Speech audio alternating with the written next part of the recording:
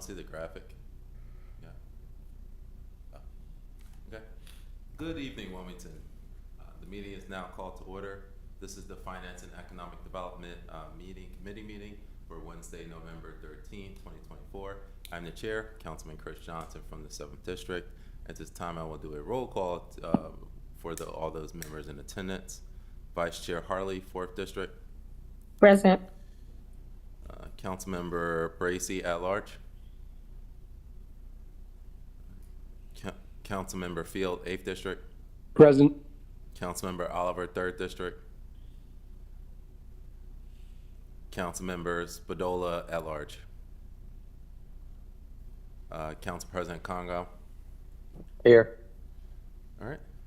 As a friendly reminder, only members of the committee should be making motions and seconding. There's no questions from members of council. We have quite a few items to get through on the agenda, so we're going to start with the ordinances first, okay? And then we will move from there. So item number 1 on the agenda is ordinance 24-056, ordinance to amend chapter 44 of the city code to increase the income threshold for the exemption of caregivers. I believe the sponsor of this piece is Councilmember McCoy, who has joined us today, and so I would like to recognize Councilmember McCoy from the 6th District. And Marshall, is there any other council members online? Okay. All right. Well, Councilmember McCoy, great to have you here, and the floor is yours. Okay, thank you, Mr. Chair. So I have one piece of legislation. I have an ordinance here to present. What this ordinance represents is, I guess, the final piece for me for this term, dealing with the one last demographic that had not been addressed as we've been looking at utility assistance and such. All right, so this actually is this ordinance is going to increase the, it's going to increase the income threshold for the exemptions for caregivers, elderly, and disabled. For the real estate, real estate, it actually doesn't state water on here, but it is real estate and water, correct? Okay. All right, so what has happened is as we were looking at, utility assistance program, as we were looking at policy changes when it comes to water, one of the things that we did, I took a look at and realized that we had not made any changes to our income guidelines. And it was brought to my attention that that income guideline had not been touched since the late 90s. So we wanted to make certain that we actually brought this more currently up to year 2025. And then looking at what Newcastle County actually proposed, their amount was is a flat rate of $50,000, and so looking at what the guidelines we looked at, 300% actually was closest to that amount without going over it. And so this is the reason why I proposed that. So I propose that we would do the federal poverty guideline of 300%. So I did not know whether or not you wanted me to go on, but if there's any other questions, please. Okay. I'd like to recognize Councilmember Bracy, who's at-large member. And I guess I'll start, Councilmember McCoy. I did, actually, today I received a letter from the chairman of the WEFAC board, Thomas Shopa, about, I guess, some concerns from a budgetary standpoint about the impact analysis that WEFAC would need to do before we can implement this. So have you had a chance to talk to Chairman Shopa or WEFAC? Actually, Mr. Chair, no, I have not. I actually also received the same letter. It is dated for today. I've had conversations with Mr. Taylor and then also Mr. Stant from law, about what I needed this ordinance to look like. And one of the things that I did make certain is, after talking to the director, Taylor, we both realized that this could definitely be something that would maybe hinder the budget. So, we wanted to make certain that we used July 1st as the date that this would actually take effect, so that we would already have any type of budgetary issues already corrected, so we would not make any mistakes or anything for this budget season.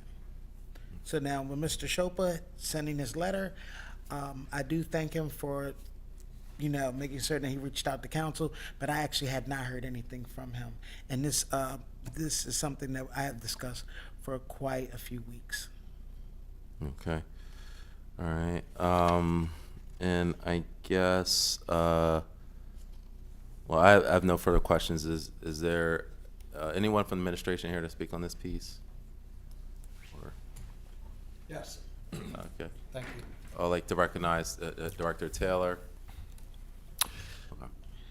Thank you. The administration's official position is to respect Mr. Ashopa's request to have it delayed until after January, just so that we know what the potential impact would be, given the fact we were going under property reassessment. And we would have a better handle on, and we'd have a better handle on what our budgetary position is.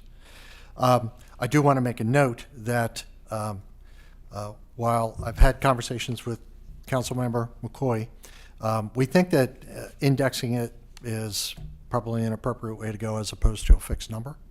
300% is a little higher than what we would normally, under our UAP program, we only go up to 200% in terms of exceeding the poverty level.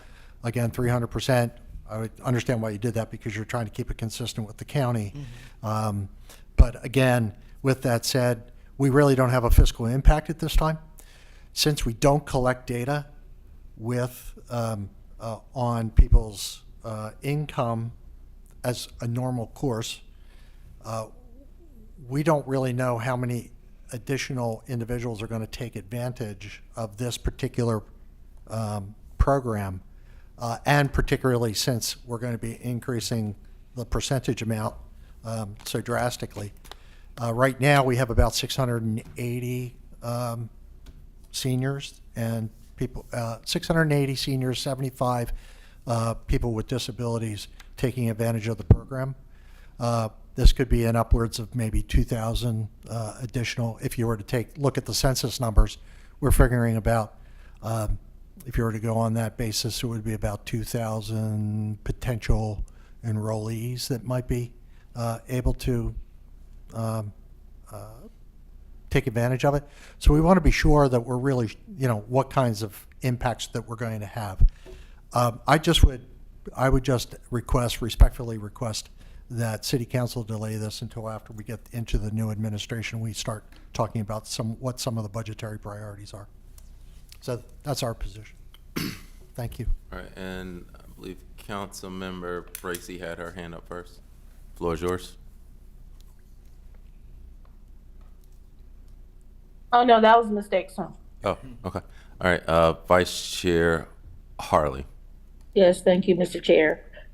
So first of all, I do want to say that I think it is a great piece of legislation in terms of us thinking about ways that we can improve the quality of life, for our constituency, and most certainly this legislation would do just that. However, I do feel that we should always try to understand the fiscal impact in terms of when we make these kinds of decisions, because on one hand, we do not want to, I guess in one sense, it's sort of like a seesaw, on one end, you want to address one issue, and then on the other side, it creates another type of situation. So I do feel like we should, try to get our arms around the dollar, the fiscal impact regarding this. And another reason why I think we should do that is because I do know that there's a piece of legislation that's going to go in effect in 2025. The legislation that I sponsored regarding if any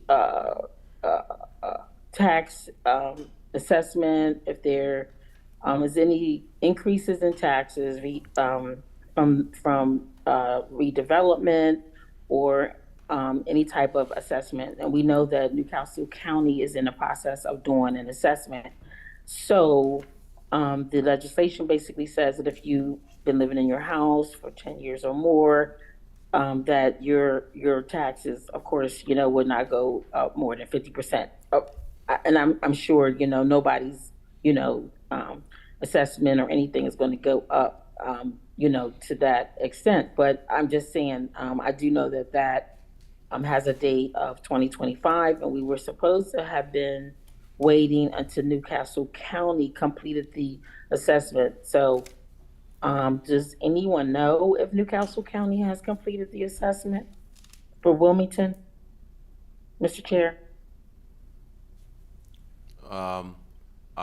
I do not know. There might be a question for Director Taylor. The best of my knowledge, they're still in the data collection process. Many residents had gotten letters regarding for a confirmation of what was in their property, and if there was a vetting period for that. That is about the extent of the communication that's come out. So I think that they're in the middle of the data collection. They're still in the middle of the data collection period. Oh, okay. All right, so I was just wanting to, point that out, how fiscal impact, I do think knowing the fiscal impact, I think is important. But again, I do think this is a good piece of legislation, and hopefully, we'll be able to move forward with it, once we get that information. That's all I have, Mr. Chair. Okay. And I believe Councilmember McCoy has a question. Okay, actually, I had a statement. So I do understand, we want to make certain that we take all that information in as we making our decisions.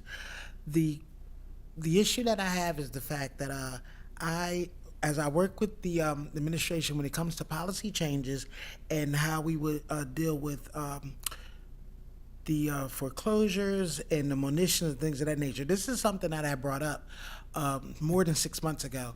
I was just made aware probably about 3 months maybe ago that an ordinance actually needed to be done in order to correct this. For $15,000, it was the cutoff.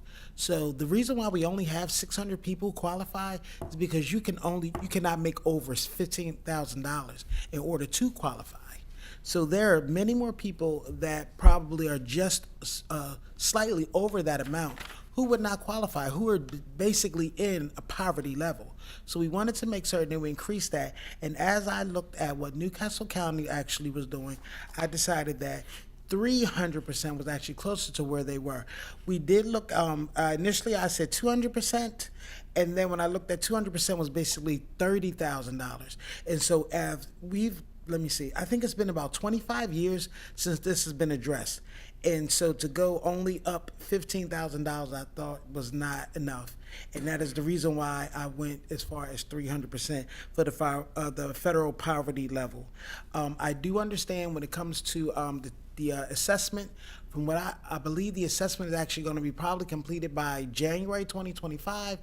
And if we remember all of those presentations that we've actually had, everyone stated that the assessment should not be so outlandish, that we would pretty much fall in the center. That, some may go up, some may go down, and the rest may just stay in the middle. So for us to basically sit on this until the next administration, I felt like I needed to handle all of this as I've been working on water and taxes all this term. I wanted to finish this up before I went to the next one. So that was mine. All right, any other council members have any questions? First round. All right, I'll turn it to members of the public. I do see a hand raised, green for the greater good.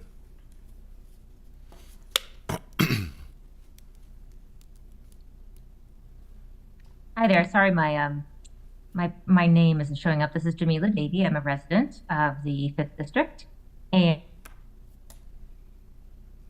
I'm really pleased to see this legislation out there. As someone who's been, canvassing residents, affordability in the city is a really major issue for a lot of regular, everyday folks. And I'm heartened. I really appreciate Councilmember McCoy's comments about how kind of outdated the current standards are. And this is something that I've heard quite a bit in community meetings as well, where, community members are trying to work with other members to get them signed up for these programs. So I just want to add that, as a member of the public, that I really support Councilmember McCoy's sense of urgency around this.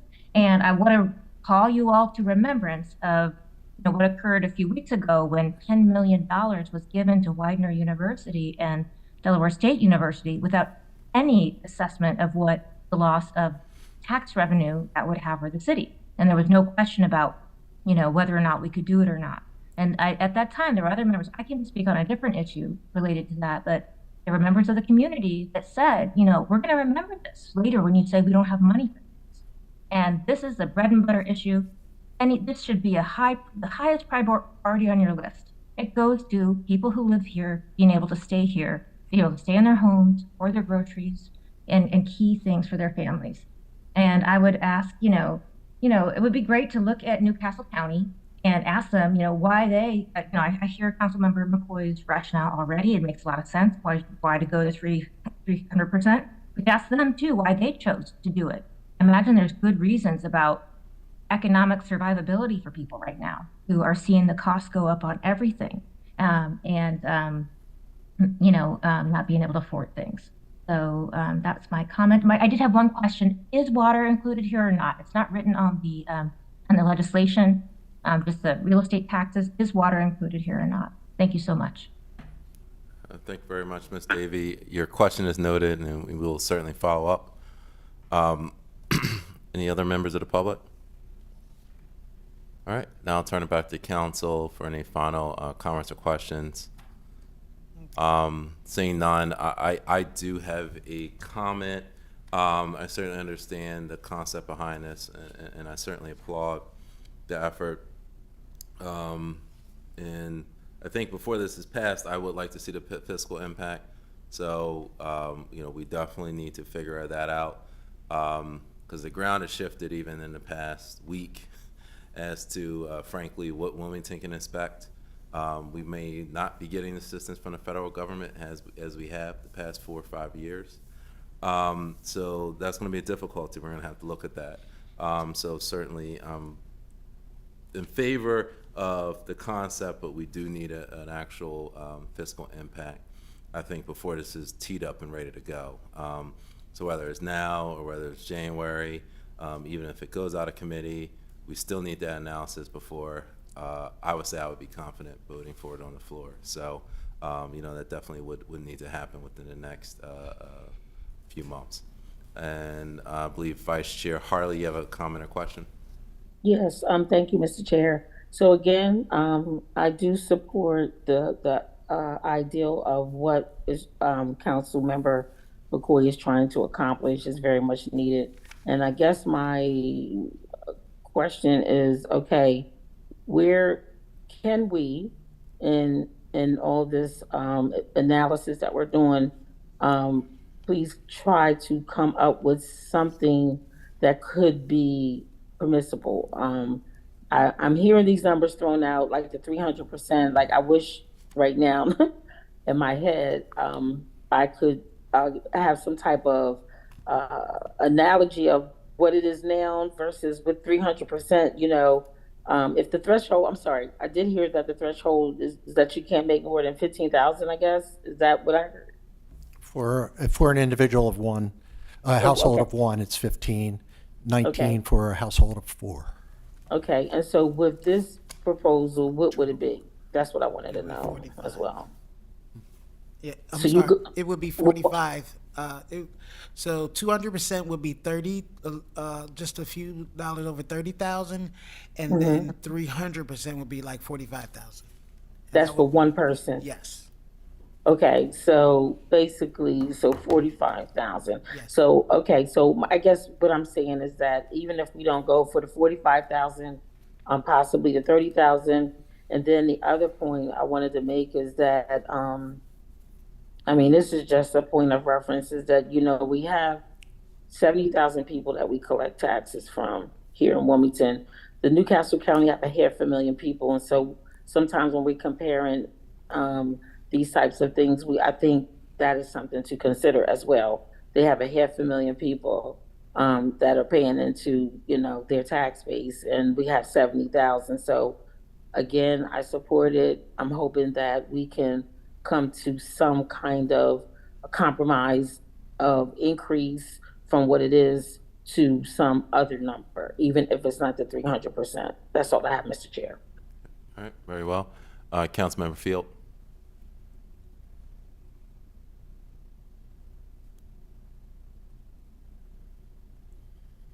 Is he muted?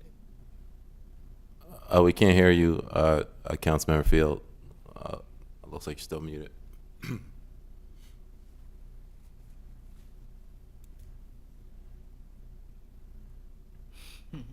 WITN, I'm not sure if you can send him a message. Oh, okay. All right. Well, we're gonna hold up for a little bit, Councilmember Field, as we can't hear you. Council. Well, at this time, I don't know if there's any other comments or questions from members of council, so I will turn it to Councilmember McCoy unless Councilmember Field is able to speak. Councilmember Well, McCoy. okay. Well, when Councilmember Phil is capable, I definitely will still listen to what he has to say. I just wanted to say, Yeah, I apologize. I was on mute. Okay.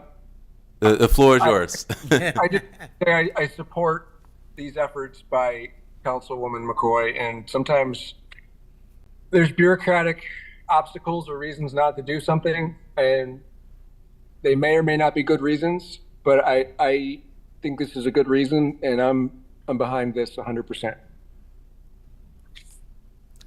thank you. So if you didn't have anything else, I would like to go ahead and state just one more comment. I have one comment, Councilmember McCoy. Again, to echo Vice Chair Harley, in favor of this concept, is want to know if you're receptive to, before this is finally in final form, that we can look at the percentages, right? Like if we look at a chart to see, okay, this is the impact of 300%, this is the impact of 200, and if that can be done, obviously prior to this being put into law.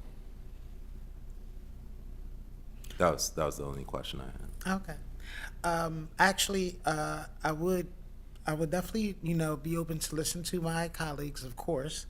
I just wanted to make certain that people were aware that as I took the 300% into consideration, please understand that when we look at our seniors and our disabled and our caregivers right now, and where we were at 15,000, being a senior does not mean that you are mortgage free. We now have people who are in their 60s who are buying homes. So, we think about at the age group that we're considering, they are still paying full prices for everything else, still medication, mortgages, and they're still probably having to work some sort of almost a 40-hour work week job because of the fact that they're not really able to retire on time as we once were. So those are the types of things that actually came in, that I thought about and I considered when I decided to go from 200 to 300%. And I just want to make certain that you all understand that this is about, as the public person on the who made the public comment, this is about keeping people here within our city, that they are able to age here. I am so pleased that we have a great number of people who have moved to the city and to these great apartments downtown, the riverfront. But when it comes to actually staying put for good, it usually happens in a home with a family. And if we want to make certain that people stay put for good, we got to do something about aging here, and we got to do something about education. Those are the two things to make certain that we actually start really seeing our numbers go up here within the city. And this is what I considered as I made this decision. So I am still willing to I'm always about reason.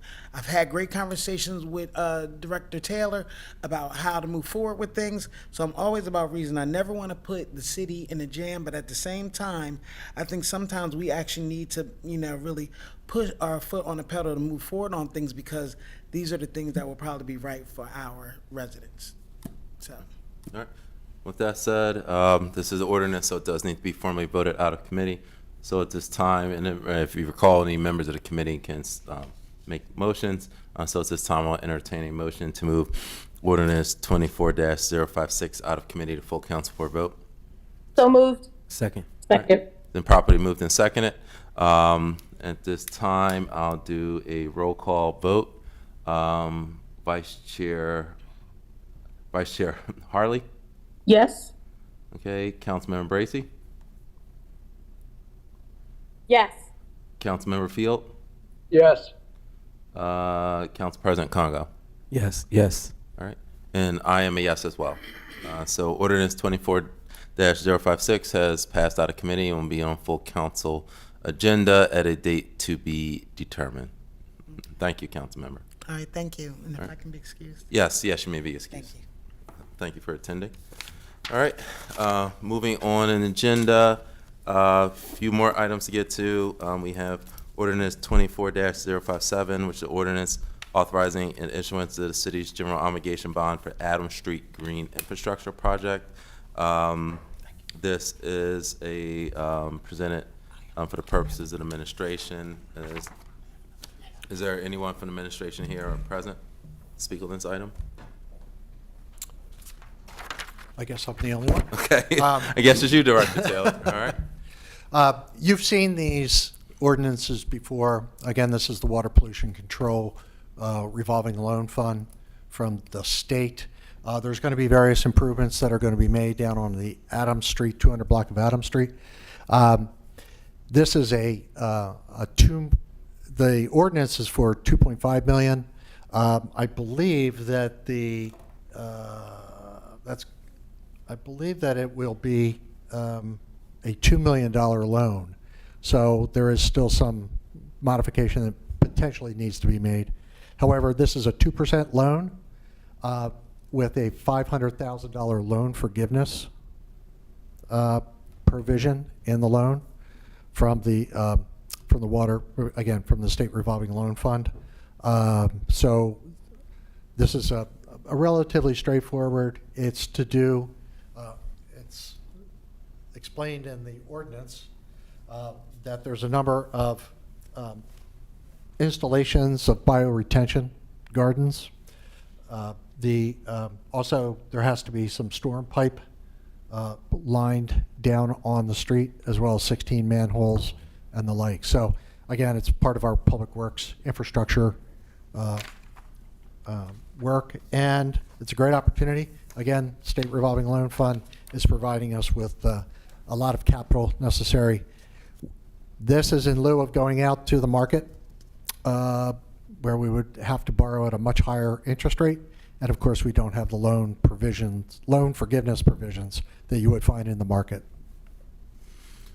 All right, very well. Thank you very much, Director Taylor. I don't have any questions on this matter.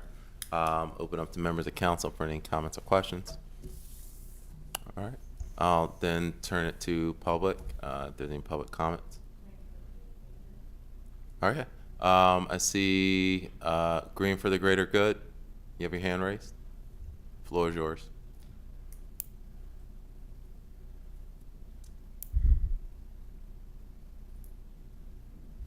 Thank you. Yes. Again, this was actually what brought me here to this meeting. So we have, so I'm glad to hear that there's funding available for this kind of infrastructure project. And I just want to urge all parties involved to continue to think about some of this work, not just as infrastructure, but as public space, and to engage community members in these discussions. I think one of these days, we're going to get to see a little bit more about these green infrastructure, the plantings that are planned for this area.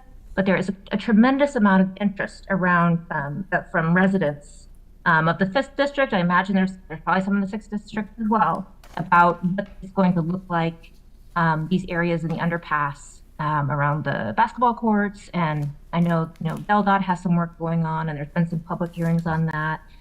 We'd really, community members would really appreciate, and I know that there has been, there was one presentation some months ago by Ms. Quimby at the 5th District MPC But it is difficult for us to get information, to, see the drawings, to see how these things fit together. And community members do imagine these contiguous areas as, part of their, public realm. So we're so excited that, there's this, the city is planning for this work, finding great funding opportunities. I just want to reiterate that we would like to be collaborative on this and to have more of a say. And I know that there is some work going on right now to get some more community engagement around where there is opportunity on that design, and just here to encourage that and hope for more of that kind of communication in the future. All right, thank you very much. Any other comments from members of the public? All right, I'll turn it back to council. It's Vice Chair Harley, is your hand still raised? Yes. Yes. Yes, Mr. Chair. I just wanted to ask Director Taylor, I heard him say loan, and I guess I didn't fully understand how he was using that term. Can he just clarify that? Sure. Hello? Yeah. Yes. Yeah, sure. Director Taylor? Basically, what this is when we talk about a general obligation bond, these loans from the state revolving loan fund act as bonds against our general obligation, full faith and credit of the city. It goes towards our general obligation debt. Essentially, what they do is they provide us a 20-year amortization to pay back the $2.5 million at a 2% interest rate. But during that time, they don't charge us the time of the construction of the project. They do not charge us interest. And at the completion of the project, they will provide us a $500,000 loan forgiveness. So in effect, we would be paying back, $1.5 million over the amortized terms of the project. So it's in effect a loan, but it's characterized as a bond as part of our legal obligation to repay. Okay, thanks for clarifying that. Now, you kind of, explained it a little clearer for me, and I appreciate that. Thank you so much. Thank you very much, Director Taylor. All right, this is an ordinance, so it does need to be formally voted out of committee. So at this time, I'll entertain a motion to move ordinance 24-057 out of committee to full council for a vote. So move. All right, is there a second? Is there a second? Second. Okay, it's been properly moved and second to move ordinance 24-057 out of committee to full council for a vote. At this time, all those in favor say aye. Aye. Any opposed? All right, the ayes have it, and ordinance 24-057 will be moved, has passed out of committee and will be in full council for a vote. All right, the last ordinance is an ordinance, if it has a number, ordinance 24-067. There's an ordinance to approve and authorize the public access and leased access management agreement between the City of Wilmington and DETV Foundation Incorporated. Council President Congo is the prime sponsor on this matter. I'll turn it over to you, Council President. Yes, thank you, Mr. Chair. This is just an ordinance, as you just mentioned, that authorizes the city to enter into a contract with DETV. They have had this contract for probably the last, how many years has it been, Marshall? Since 2019. This is a 3-year agreement with 2 optional 1-year renewals. And it's just saying that they can continue to run on DETV through Channel 28. Okay. Marshall? Yeah, I just want to just walk through for the Finance Committee, because this year was discussed extensively in the CBT Commission meeting. But just so that this Finance Committee committee members are aware that there was a CBT Commission meeting on August the 26th, and they reviewed the RFP for the TPO. On September the 16th, the RFP was issued and advertised. On September the 25th, there was a voluntary pre-bid meeting and tour of the TPO studio. On October the 18th was the deadline for submission for the RFP. There was one submission submitted, which was DTV Foundation. On October the 28th, the CBT Commission, they met, they interviewed DTV Foundation. The commission, they voted for a recommendation, and their recommendation was for DTV to be considered as the city's TPO, to forward to the council and the finance committee meeting. In that process, there was just 2 items that was missing, which I know Mr. Thomas is on. We were just waiting for the last 2 years of the audited financials. Mr. Thomas did provide yesterday a copy of their 2022 990 tax returns. On November the 7th, legislation was introduced for first and second for DTV to be the TPO, and we're here today at the Finance Committee meeting. And just want to say that there will be a meeting scheduled for November 18th, so that the CBT Commission has an opportunity to also review this ordinance. I have a question, Ms. Basnight. I see fiscal impact to be determined. Is that going to be determined by the CTV Commission, or will this eventually be put into this ordinance?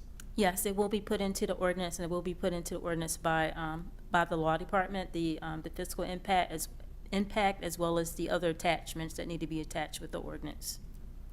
Okay, and I guess the only other question, I understand that there is a building on Market Street that's fairly new building. As part of the contract, will there be some, I guess, enhancements to that building, or any requirements to enhance that building or maintain that building? So just so you know, I just want to make sure your question right. DTV, the TPO sublease from the city, so the lease is actually with the city, so it's a standard lease. Okay. So that leasee is with BPG, and whatever arrangements that we have within the agreement for any type of upgrades is what's in the agreement. All right, very well. Councilmember Bracy. Yes, I had one question for Ms. Basnight.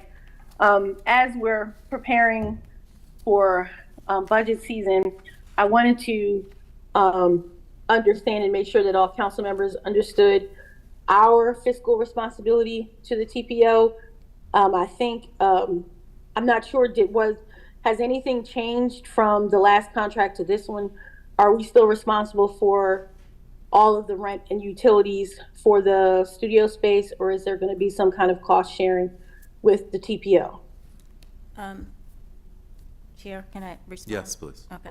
Yeah, so in response to your question, Councilwoman Bracy, one item that has been changed, that was changed when the RFP was sent out, and is also changed within this agreement, is that the subleasee, which is the tenant, which will be the TPO, which is going to be DTV, they will be responsible for 25% of the cost of the per month market rent for the studio. Thank you. Okay. All right. All right. Very well. Any other questions for Ms. Basnight? Vice Chair Harley?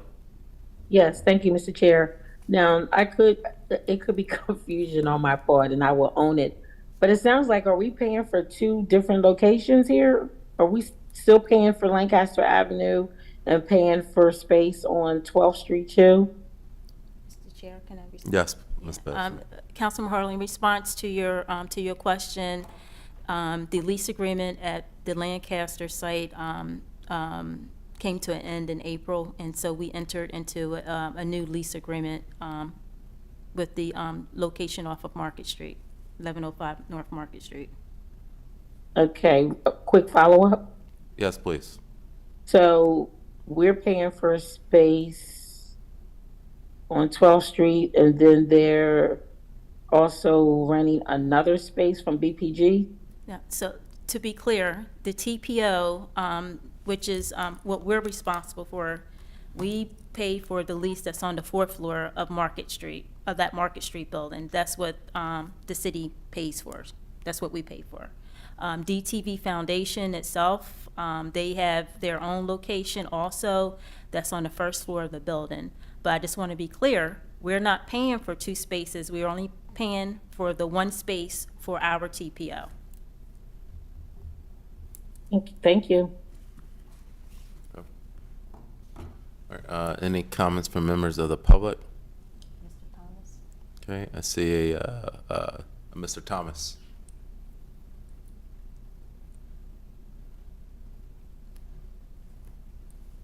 I believe Mr. Thomas. Hello, good evening. Yes. Okay. Yeah, I just heard and was totally unaware of the 25% that DTV would be held accountable for. When did that happen? Ms. Bass Knight can respond to that. Mr. Thomas, it's in the RFP that you provided a response to. So the RFP that was sent out on that was publicly advertised on September the 13th, and you submitted a proposal to us on October the 18th. Okay, I must have overlooked that on my end, but I know before, even before me, that an agreement that the city took 100% of that cost. Okay, this might change things now, because I might have missed it. But I didn't know that now when we start over, we're held 25% of the rent. And on top of it, during this move, we accrued a lot of expenses and lack of equipment that we needed to run the station the way we needed to run it. So I might have to take a look at this with my board. Okay, so noted, Mr. Thomas. All right. Any other comments, Mr. Thomas? No, Okay. that's it.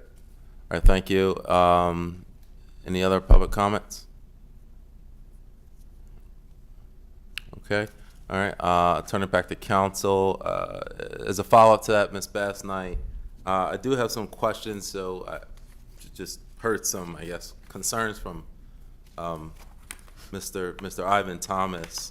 He would be his organization would be the contracting agency. So in terms of timeline for this, is this time sensitive? Like, are they almost out of contract right now? Like, if this was delayed, so that he can go back to his board and try to work this out? Chair, so this year, like I said, was already publicly advertised. If we don't move forward with this particular legislation, it will die this session of council. Then come January, everything would have to be, we have to go back through the CBT commission. We have to get new legislation. Oh, good. So is the answer like yes? This needs to go now. And the answer is the new TPO, the actual the actual agreement expires March 31st of 2025. Okay. All right. Very well. All right. Any other comments or questions from members of council? Mr. Chair, Yes, Council President. I'll yield to Marshall first. Yeah. Thank you, President. And, I just want to be very transparent, because, I'm like very concerned about like the comment that's made regarding not knowing about the 25%, because it is in the RFP that was sent out. It's on page 5. I mean, it talks about the contract commitments, which are 3 main things. So I just want to make sure that was nothing that was like hidden. It's something that's well articulated and listed in the RFP that was sent out. Very well. And Council President? Yes, I'll yield to Councilmember Harley. Okay. Vice Chair Harley? Oh, so I was just curious to know, because it sounds like it could be a little concern for Mr. Thomas. Is there any way those two could be combined? Because it sounds like there's 2 things going on, and I'm clear now. One is DTV and one is our TPO, and I don't know. Is there a reason why there's two separate ones and these two cannot be combined? I don't know who would answer that, Ms. but Bass Knight, I don't know if there's an answer to that or. No, Councilwoman Harley, I don't have an answer for that because DTV is an organization of themselves. I mean, they have every right to have their own facility as DTV. We provided a studio for the purposes of of our TPO. So, say for example, if the TPO, say for example, Marshall Bass Knight submitted a RFP and I was and was selected as the TPO, then Marshall Bass Knight would go to that TPO site that's located at on the fourth floor of that building because that's the studio space that the city is paying for. So I just wanted to share that scenario. oh, I get that. It was just a basic question, and so basically, the city is paying for one floor, and then DETV is paying for another floor. For their purposes, for DTV Foundation, not necessarily all for the purposes of the city's purposes for the TPO. Understood. Thank you. All right, now, Council President. Yes, thank you, Mr. Chair. I guess I would like to get some guidance from Marshall as far as if we should move forward with this because of Mr. Thomas's concerns, and if we do move forward, what does that mean? If we don't move forward, what does that mean? And I guess maybe even getting some feedback from Mr. Thomas, if that makes sense, because he said he would have to go back and talk to his board. I'm not sure if that means like readjusting some, I don't know what that means. So I just want to make sure that we are all moving in alignment. What would your suggestion be, Marshall, if that's okay? Ms. Bass Knight. Yes. Well, number one, my suggestion would be because this, is there's two concerns. Number one, the concern that Mr. Ivan raised regarding, bringing this to the attention of his board. There's also a fiscal concern that we, the city, have is that we're also, we're also in a hole when it comes to paying for the cost of the TPO when it comes to, paying for our the utilities and the rent. Meaning that the amount of funds that we get from Comcast no longer covers the cost of the rent nor the utilities, and that was the reason the 25% was in there.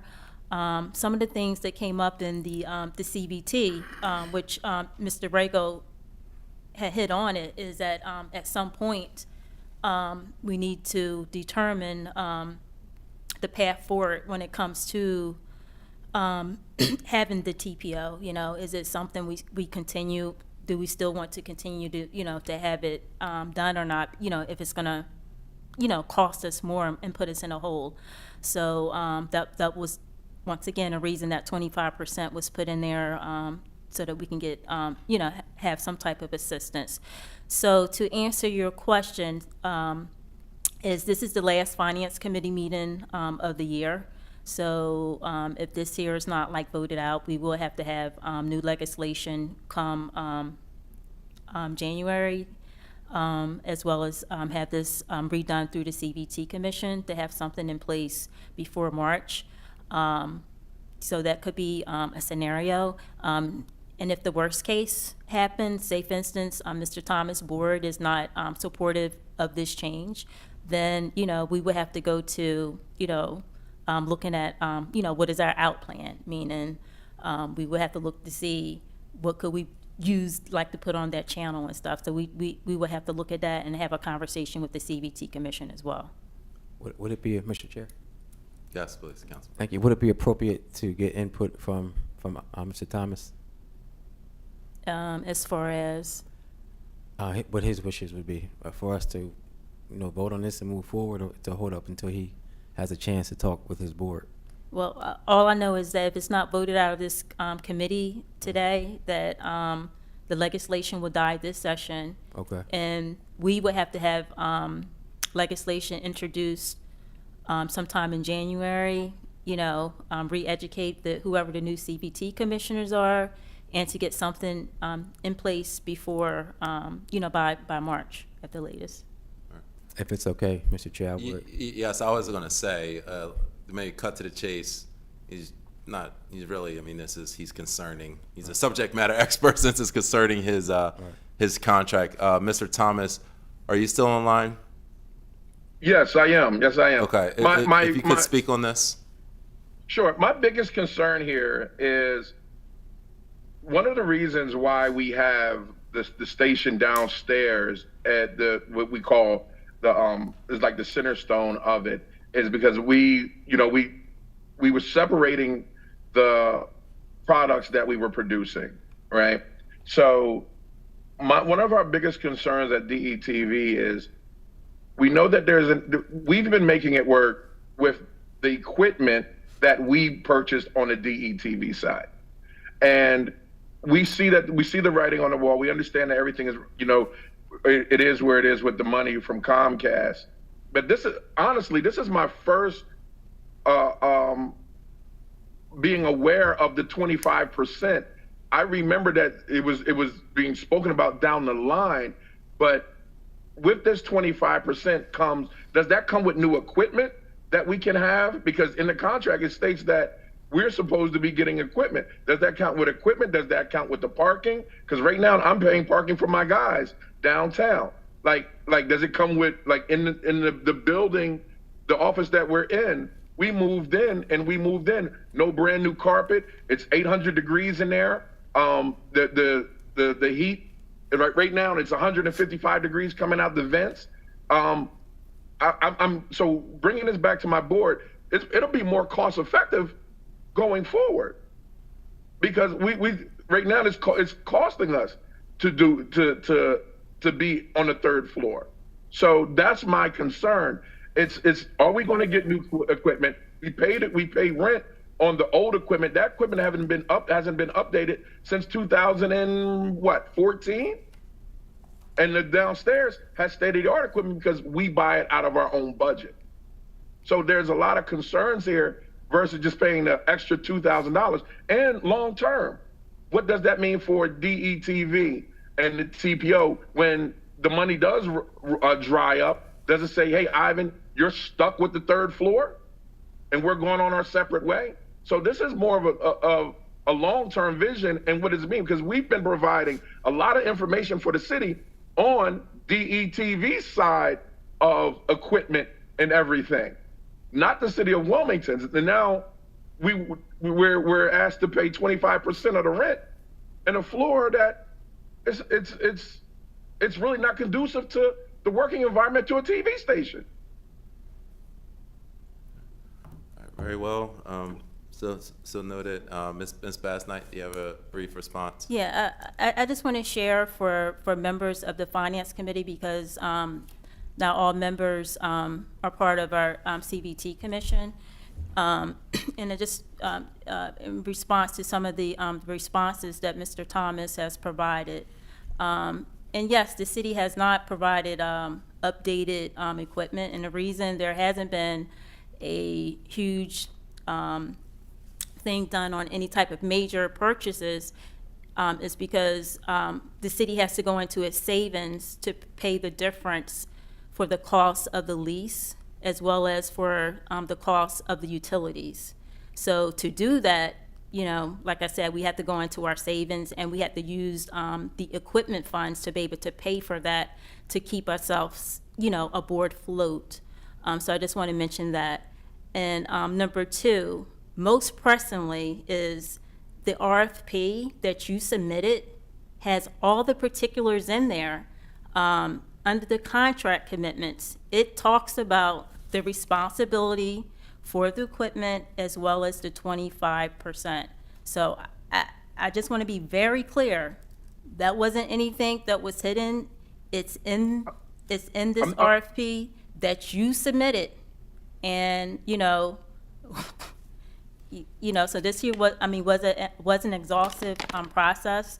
So I'm not sure whether your board, if they looked at the RFP or what was done, but it wasn't anything, a hidden agenda. I just wanted just to be clear. Oh, no, I'm not saying that at all. And I wouldn't dare even, hint around to say anything like that. Okay. What I'm saying is, and even in my oversight, when we look at a deal like this, that you're asking 25% of DETV to pay this. Okay, what comes with this 25%? Does new equipment come with it that will allow us to provide the amazing service that we offer the city of Wilmington and the state of Delaware? Or do we get stuck with, sorry, Ivan, sorry, DETV, we can't give you no equipment, but we're going to need that 25% regardless. And then at the end of 3 years, sorry, Ivan, you are now stuck with the third floor and we're going about our own way. That's the what I'm thinking right now, because I understand where the city is with finances when it comes to the TPO. And Mr. Chair? Yes, please. I just want to respond as well, is it did come up in one of the CBT commission meetings as far as funds for equipment. You know, we did set aside like a small pot of funds for some minor equipment upgrades for the TPO as well as WITN, although we have to go into our savings, you know, because we know that the TPO, it's not DTV's, it's the city. So that's the city's equipment that's over there. So, you know, it is in our best interest to have updated equipment, you know, but, you know, we have limited funds and budget. So I just want to be clear for the members of the Finance Committee is, you know, we did put some small funds aside as well. Yeah. All right. And Councilmember Bracy, I've not forgotten about you. Floor is yours. Thank you. So I have a few things. I think that, in all honesty, as a Finance Committee, and those of us that will be returning in the next session, obviously this is the last meeting for this round, I think that this goes to some integral questions that we need to have some conversations around City Council's budget, around that the funds that we get from Comcast, and around the future of how we're going to manage our 3 stations. Red Clay, the education station, we don't have as much of an issue. They finance themselves. The whole purpose of the TPO is that they're supposed to be able to generate revenue. And so I think there's some, you know, knowing the fiscal challenges that we're having now, this may make sense for us to, since they're still in contract through March, for us to start having the conversation but not vote on this today so that we can look at that. Because I think between the Finance Committee and the CTV Commission, we're going to have to make some hard decisions about how, how we move forward on having the TPO, knowing that the expense is greater than what we're bringing in. And so, you know, how long can we keep doing that? And also, how does that affect the funds that we have for WITN? So I think we might need to have some hard conversations around the finances as it relates to our PEG stations. And then, you know, I don't know if that's a joint session with the CTV Commission or if it's, I would defer to Marshall on what that looks like. But I do think that we really need to have before we enter into another contract, have some serious conversations about what the financial outlook realistically looks like, and how we can come to some kind of, best case scenario for both our current TPO provider and the city. Thank you. Okay. And Ms. Bassner? Yes, thank you, Chair. Thank you, Councilman Bracy, for those comments. And to answer your question, it will be a conversation that will need to happen with the CBT Commission because, per the code they're the one who provide the oversight. But most importantly, I believe at the August CBT Commission meeting, one of the things we did go over is the solvency of the CBT fund, right? And, is looking at the amount of funds that, you know, we would get from our franchise fees, as well as the amount of money that we get from grant funds from Comcast. So we already know like what those numbers are. We know that the number of our subscribers are going down, right? So once again, if a number of our subscribers continue to go down, you know, we don't have enough money to cover WITN, meaning we would have to go into our savings. And when it comes to the TPO, we already have to go into our savings to pay for the utilities as well as the difference in the rent. So possibly the suggestion is maybe come a second meeting in January to revisit this. Maybe to have at that particular time, it'd be a new session of council. There would be new CVT commissioners, and we would have to just bring them up to speed and to be able to discuss different scenarios. Very well, and I'll turn it to Council President. I think we've heard the comments, but I just wanted to assure. Yes, on thank what you, want Mr. to do. Chair. I think it's in the best interest of all parties that this legislation be held until we can reconvene the next session and move forward. So we're all, again, just moving in alignment, and everybody knows everything that the contract is going to involve. So I'm going to hold this piece. Okay, very well.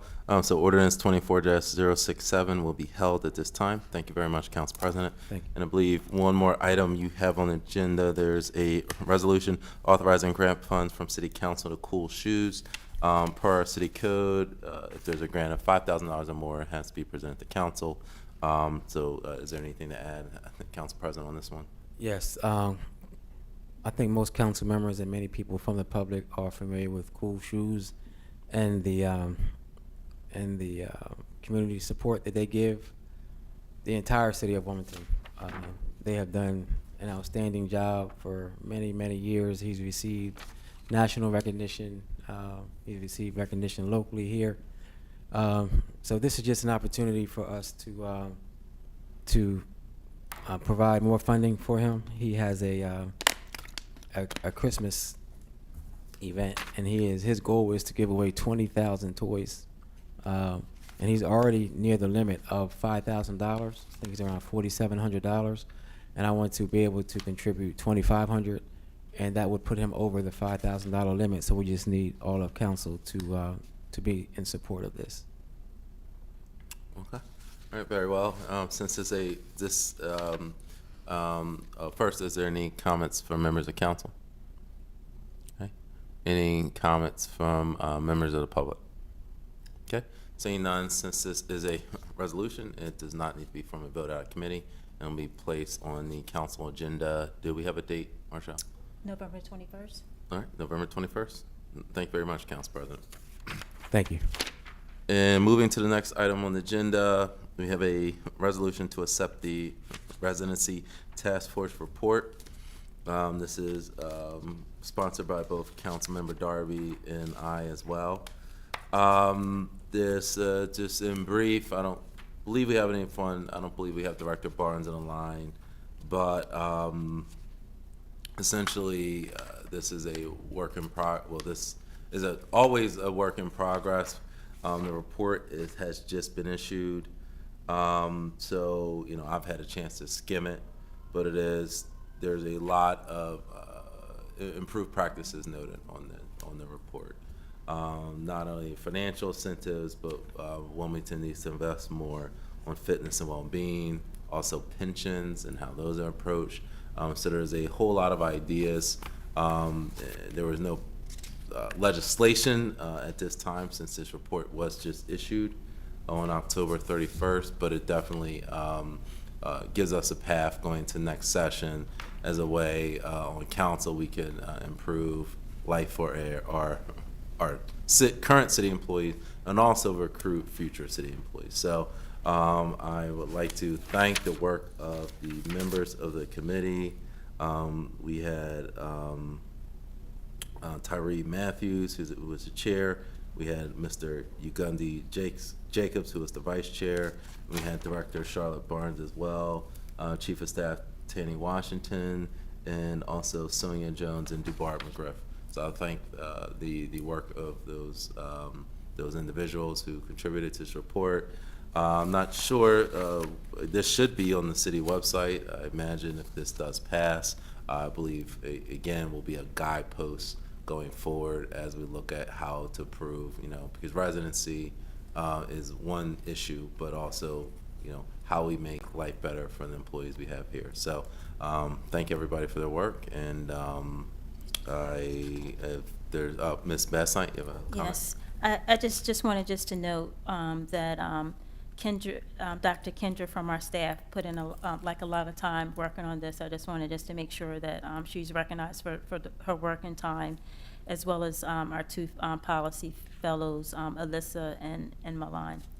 I apologize, Marshall. I should not have overlooked our own internal staff. Okay. Yes, thank you. It was not only administration working on this, but also our council staff. So again, I'm appreciative of everyone's work, and we look forward to actually implementing in the next term for those who will be here on the next council, looking at implementing a lot of these ideas as we move forward. All right, any comments or questions from members of council? All right, then turning to public comment. Any comments or questions? All right, turning back to council. Any final comments or questions? All right, this is a resolution, so it does not need to be formally voted out of committee, and it will be on the council agenda, I believe, November 21st. Yes. All right, very well. All right, moving right along, we're nearing the end. We have a resolution encouraging the administration to organize a Wilmington 250 initiative in honor of Independence Day. This is sponsored by Councilmember Darby, but I will be presenting tonight. This is a focus of Wilmington, or our city council, 108, has been focusing on engaging the citizens. And no better opportunity to do so when we have July 4th, 2026 coming up. There's going to be a lot of events in Philadelphia, obviously. And so, we want to be able to market and capitalize off of the synergy for these events. I know there's been both Councilmember Oliver, even though Councilmember Fields is active and involved in historic initiatives. And I think it's a great thing that 109 will be able to do is invest in looking at how we can celebrate this country's independence. It's looking at making a committee and also involving Delaware Historical Society as well, and figuring out how we can celebrate. Definitely supportive of this initiative. I would like to be added as a co-sponsor, Marshall. Okay. And look forward to us both passing this resolution, actually getting the planning with the Historical Society. And, we've got less than 2 years to plan this blowout. So, we got to figure out how we can do this. All right. Any comments or questions from members of council? All right. Turning to members of the public, any public comments or questions? All right, very well. This resolution does not need to be formally voted out of committee. It will be on the council agenda, I believe, November 21st, this past night. All right, thank you. And moving right along is the last piece on the agenda tonight. It's a resolution respectfully requesting that the Delaware General Assembly make provisions for the city of Wilmington to receive an allocation or be granted authority to levy a tax on recreational marijuana revenues to better address the residual harms of the war on drugs on the city of Wilmington. This is sponsored by me, and I'm hopeful that my colleagues will join in this initiatives.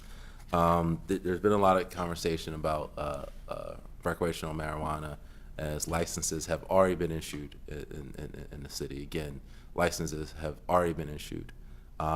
There's dispute on council about zoning in regards to recreational marijuana, but currently right now there is no appropriate zoning, and actually the state will decide where marijuana retail businesses will go in the city.